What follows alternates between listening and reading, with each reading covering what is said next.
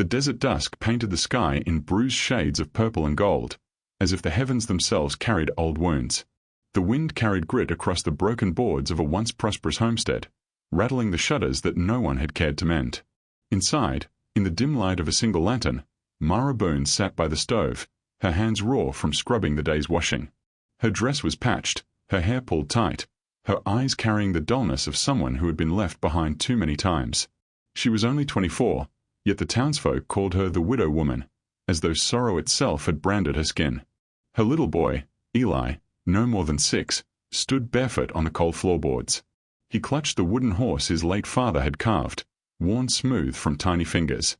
His voice was small, but it carried a weight Mara was unprepared for. "Mama, are you going to sell me like Papa?" The words struck her like a gunshot to the heart. She froze, soap water dripping from her hands, pooling on the floor. She turned slowly, staring at her child, her lips parting but no words coming. Her husband had not died in glory, nor in peace. He had gambled away the family land, sold his labor for whiskey, and when debts closed in, he had tried to sell his son, their son, to a rancher with no wife and too many dark intentions. Mara had stopped it, but the scar of that night lived in Eli's memory. The boy's eyes were wide, uncertain, fragile as glass. Mara knelt, pulling him close. Her voice shook. "No, Eli. Not for all the gold in the world." Outside, the wind wailed like a mourning woman. Inside, a mother's promise trembled against the cruelty of a land that did not forgive weakness. And somewhere beyond the canyon, a rider was coming, a man carrying scars of his own, who would soon step into their story, though neither of them yet knew. The day after Eli's question, Mara carried water from the well, her back aching, her breath short in the heat. Each trip felt heavier than the last. Neighbors no longer offered to help, shame clung to her family name like dust, and folks feared it might rub off. That's when she saw him. A rider paused at the edge of her land, horse dark as midnight, breath steaming in the cool of early dusk. The man sat straight in the saddle, but even from a distance she could see the weariness in the line of his shoulders. His coat was torn, one sleeve pinned up where an arm had once been. A soldier, she thought, or what was left of one. Mara's first instinct was fear. Men passing through rarely meant good. But Eli spotted him too, peering from the doorway with wide eyes. "Mama, is he here to take us?" The rider dismounted slowly, careful, as though his bones remembered every mile of hard riding. He didn't step toward them right away. Instead, he removed his hat, holding it at his side, and let the silence stretch between them. His voice, when it came, was low and steady. "I ain't looking to take nothing that ain't mine. Just need water. For the horse." His eyes met Mara's then, gray, scarred by years, but steady. There was no hunger in them, no cruelty. Only a kind of tired honor. Mara hesitated, then gave a single nod. She motioned toward the well. "Take what you need." As the man led his horse forward, Eli tugged at his mother's dress. Whispered sharp and scared, "Don't let him stay, Mama. Don't let him sell me." The soldier's back stiffened at the words. He had heard them, though his face did not change. His jaw tightened, a flicker of something, anger, sorrow, recognition, passing over it. He did not speak again. But in that moment, as he poured water for his horse beneath the dying sun, a thread had already been tied between their broken lives. Night had settled heavy over the plains, the kind of night where coyotes sang and the wind carried secrets through every crack in the boards. Mara had bolted the door, tucked Eli under the quilt, and tried to push away the sound of his question that still echoed in her chest. But shadows had a way of returning. A knock came, not gentle, but hard, the kind that rattled hinges. Mara froze. No one visited after dark, not in Dry Creek, not to her door. Eli stirred. His small hand reached for hers under the blanket. "Mama." "Stay here," she whispered, forcing calm into her voice. She lifted the rifle from above the hearth, though her hand shook around it. Stepping to the door, she pressed her ear against the wood. "Mara Boone," a voice slurred from outside, thick with whiskey and menace. "Heard you're still sitting on that land, even after your man ran it into debt. Maybe you ought to sell it, or sell the boy. He's worth something to the right folks." Her stomach turned to stone. It was Jed Harlan, one of the men her husband had owed. He hadn't forgotten. Before she could speak, Another sound cut through the night, the metallic slide of a revolver being cocked. "Step away from the door," a new voice said. Low. Controlled. Steel wrapped in calm. Mara's heart jolted. The rider. She dared a glance through the crack in the shutters. There he was, Jonas Hale. That was his name, she would learn later, standing with his revolver drawn, his one arm steady, his grey eyes fixed on the dark figure outside her door. His horse stood just behind him, ears pinned, as if ready for the fight. "You best ride on, Harlan," Jonas said. "There's nothing here for you but trouble." A pause. Then bitter laughter. "Trouble's all I'm after." The scrape of boots in the dirt, the whisper of a hand reaching for iron. Mara's breath caught. Eli whimpered against her side. And in that fragile moment, between the pull of a trigger and the mercy of silence, she realized the stranger had not only come for water. He had come to stand between her and the darkness she could no longer fight alone. The night air held its breath. Dust swirled under the moonlight, and Mara could hear Eli's heart pounding as loud as her own. Outside, two men stood in silence, one with whiskey in his veins and greed in his eyes, the other with nothing but scars and a steady hand. Jed Harlan spat in the dirt. "You think one-armed soldier trash can stop me? That widow's land is mine by right. Her boy, too. Her man promised." Jonas's voice cut like a blade. "Her man's gone. His debts don't bind the living." The revolver gleamed in Harlan's fist as he drew it halfway from the holster. Mara gasped, lifting her rifle, though her hand shook so badly she doubted she could hit the barn, let alone a man. Jonas didn't flinch. He didn't look back at Mara, didn't call for help. He stepped forward, slow but certain, his eyes fixed on Harlan with the calm of someone who had stared death in the face too many times to blink now. "You put your hand on that child," he said, low and dangerous, "and you'll lose it before sunrise." Something in his tone, not loud, not boastful, just certain, made Harlan hesitate. For the first time, the swagger cracked. His gaze flicked to the rifle barrel trembling in Mara's hands, then back to Jonas's unshaken stare. A long, tense beat passed. Then Harlan cursed, shoved the revolver back into its holster, and spat again. "Not worth the bullet tonight." He staggered back into the dark, his boots crunching against the dry earth until the sound faded into the coyote's howls. Mara sagged against the doorframe, her rifle sliding from her hands. Eli clung to her dress, silent tears streaking his face. Jonas holstered his gun, exhaled slow, and for the first time allowed a trace of weariness to touch his features. "You'll need more than locks and prayers," he said quietly. "He'll be back." Mara's throat tightened. "Then what am I to do?" Jonas's eyes softened, though his voice stayed steady. "You let me stay. At least till the boy don't have to ask questions like the one he asked you yesterday." For a long moment, the widow and the soldier stood in the pale wash of lantern light, the desert wind whispering through the gaps of the cabin. She wanted to tell him no. She had built her walls high, her pride higher. But Eli's hand squeezed hers tight, as if begging without words. And so Mara gave a single nod. The stranger stepped closer to the porch. Not inside, not yet.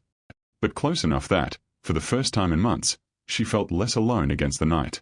The morning sun broke over the horizon like a pale fire, painting the canyon walls in gold.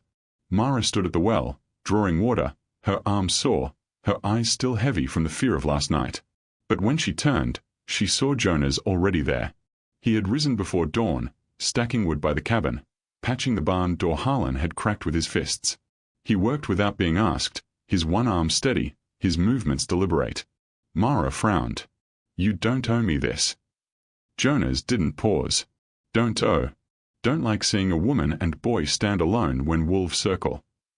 "Wolves been circling a long time," Mara muttered.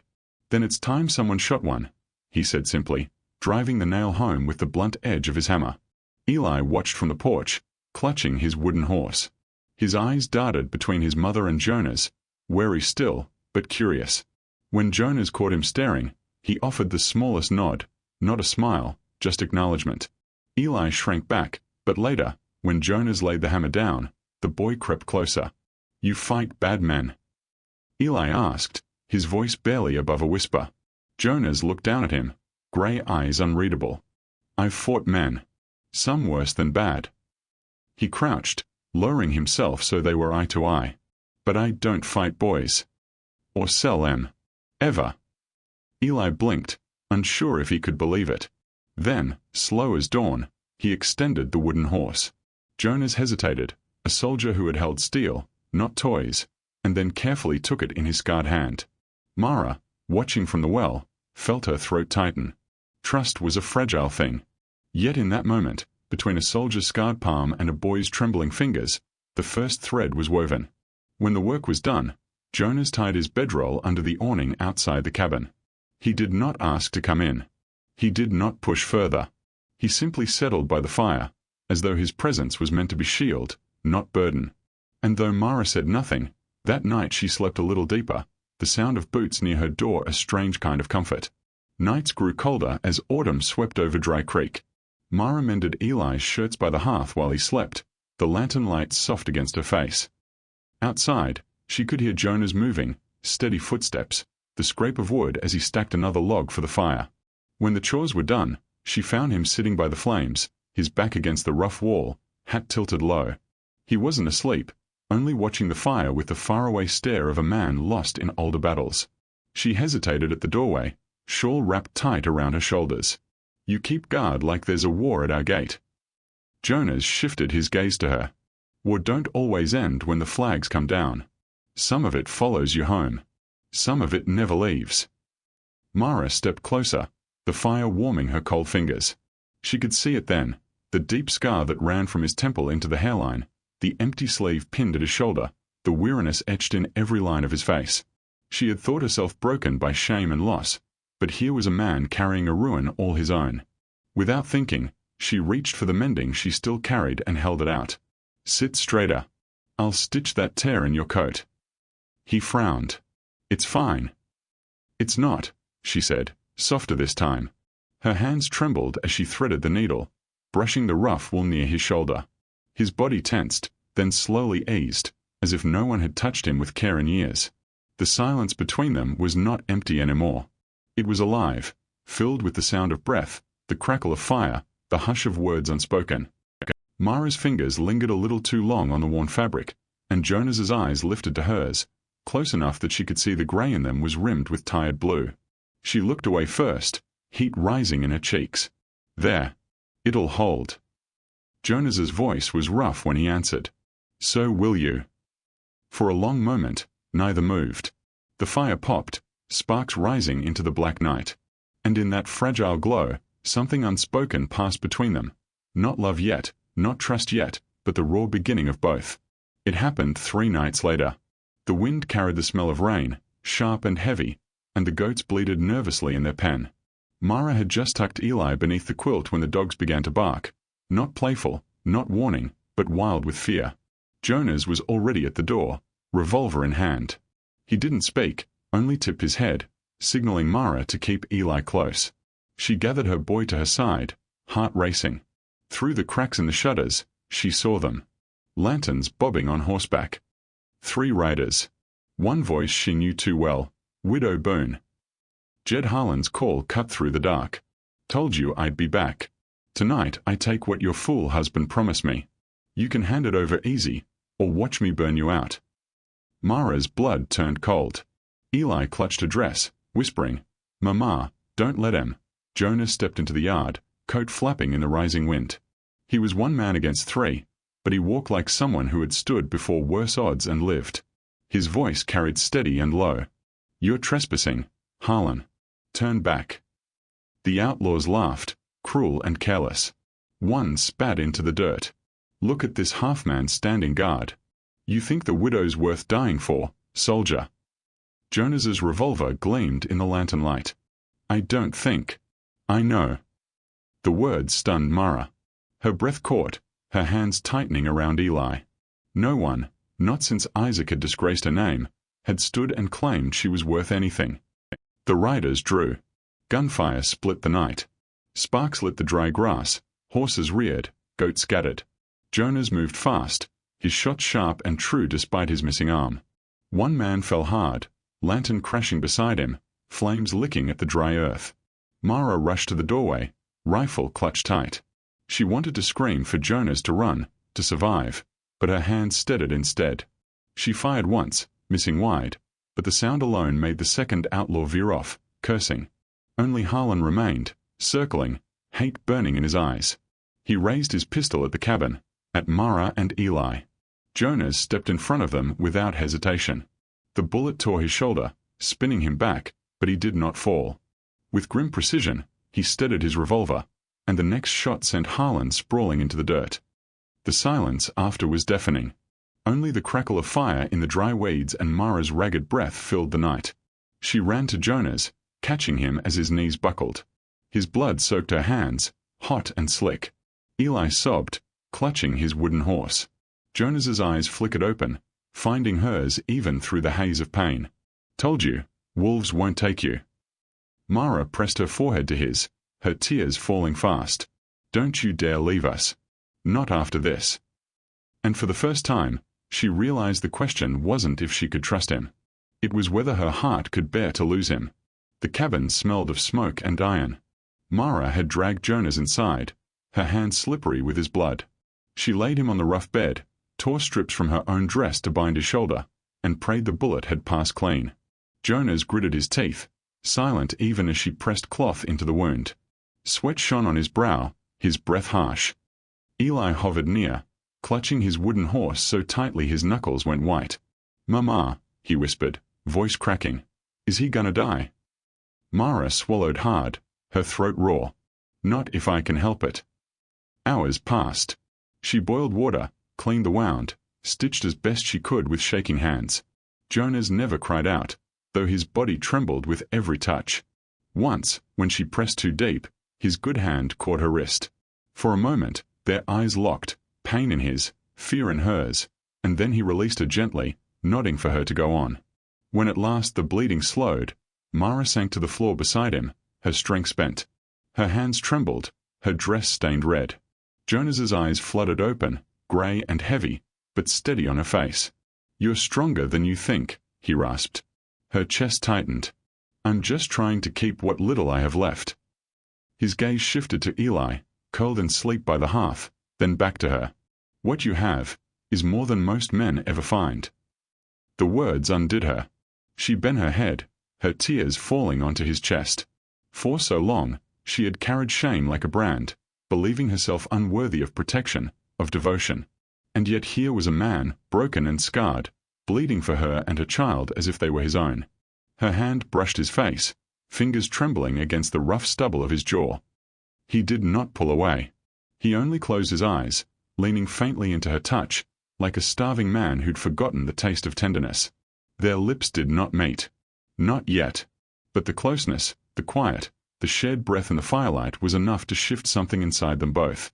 Outside, the desert wind howled, but inside, for the first time in years, Mara felt warmth that was not just fire, but the fragile, growing ember of love. Jonas did not heal quick. The bullet left him weak, his arm bound tight in cloth, his steps unsteady when he tried to rise. Mara kept him in the cabin, tending him through long nights of fever and silence. At first, she told herself it was duty, repayment for his stand. But as days passed, she found herself listening for his breath in the dark, measuring comfort in the weight of his presence, even when pain bent him low. Eli began to change too. At dawn he would bring Jonas water, setting the cup carefully by his bed. At dusk, he dragged his blanket close to the soldier's boots, falling asleep in the safety of his shadow. One morning, while clearing the yard, Mara uncovered something half buried by wind and dirt near the barn. Her stomach clenched. It was the old rope. Isaac's rope. The one Harlan had once waved as proof of debt, the one that carried shame like poison. She nearly dropped it, bile rising in her throat. But Jonas was standing in the doorway, watching her. Pale from healing, but steady. "You gonna let that hang over you forever?" he asked quietly. Her fingers tightened on the coarse strands. "It's followed me too long." Jonas limped forward, placed his scarred hand over hers. His grip was warm, firm, anchoring. "Then we burn it. Together." They built a fire by the canyon rim that evening. Mara stood with Eli on one side, Jonas on the other. She held the rope for the last time, the fibers rough against her palms, the memory of disgrace heavy on her chest. Then she cast it into the flames. The fire caught quick, crackling, devouring the coil until only ash remained. Sparks lifted into the twilight sky, scattering like stars. Eli pressed closer to her, whispering, "It can't hurt us now, Mama." Mara's eyes stung. Jonas laid his good hand gently on her shoulder, not pushing, not claiming, only standing with her, steady and unyielding. For the first time since her husband's death, Mara's breath came free of the weight that had bound it. The rope was gone. What remained was hers to choose. And in that moment, with the desert wind soft and the fire fading to embers, she realized Jonas Hale was no longer just a stranger. He was the root of something fragile but alive, planted in soil long thought barren. Winter came to Dry Creek with hard winds and harder stares. Word spread quick about the night Harlan fell. Some folks whispered Jonas had saved Mara out of pity. Others claimed he stayed only because he had nowhere else to ride. But the truth lay not in their talk. It was in the small acts no one could deny. At the mercantile, Mara stood in line, Eli clutching her hand. The whispers started, sharp as ever. "That's the widow. The one whose man hanged. Took in a crippled soldier now. Desperate, ain't she?" Mara's chest tightened, but before the shame could settle, she felt Eli tug her dress. His voice rang clear as a bell in the hush of the store. "She's not desperate. She's my mama. And here's my papa now." The crowd stilled. Heat flushed Mara's cheeks, but she didn't pull Eli back. She let the words hang there, defiant and true. Outside, Jonas waited with the wagon. He saw her step into the street, chin lifted higher than it had in years. When she climbed up beside him, he didn't speak, only reached across with his scarred hand and took hers in full view of the town. No preacher blessed it. No papers signed it. But the sight of their joined hands, steady as stone, was enough to silence the gossip for a breath. That night, back at the cabin, Mara stoked the fire. Eli slept warm under his quilt. Jonas sat near, his shoulder bound but healing, his eyes soft in the glow. Mara settled beside him, her hand finding his again, not trembling this time. "You've given us more than safety," she whispered. Jonas turned his gaze to hers, steady, certain. "And you've given me more than I thought I had left." The fire popped, sparks rising toward the rafters. Outside, the land was still hard, the world still cruel. But within those four walls, something stronger than shame had taken root, something quiet, fierce, and unbreakable. So the story is told, around campfires and in hushed kitchens, of the widow who carried a rope of shame, the soldier who carried scars, and the boy who asked the question no child should ever need to ask. And the legend ends with a whisper, soft as desert wind. What keeps a heart alive in the wild country? A rope burned, a scar carried, or the memory of one hand that never let go?